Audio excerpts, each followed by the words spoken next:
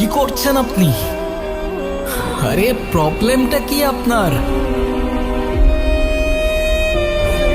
আরে কিছু বলছেন না কেন? মাথা ঠিক আছে আপনার? কি করছেন আপনি?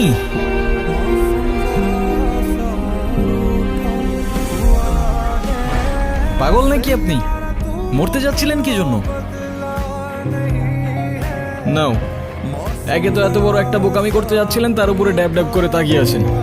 ভ্যাম্পায়ার নাকি আমি? ডোন্ট ওয়ারি, রক্ত খাবো না আপনার। এক সেকেন্ড, একটু পানি খেয়ে নিই। अभी कुछ पल बाकी है मेरे पास।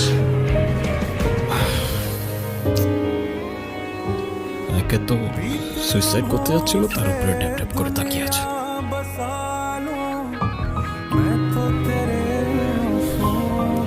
Thank you.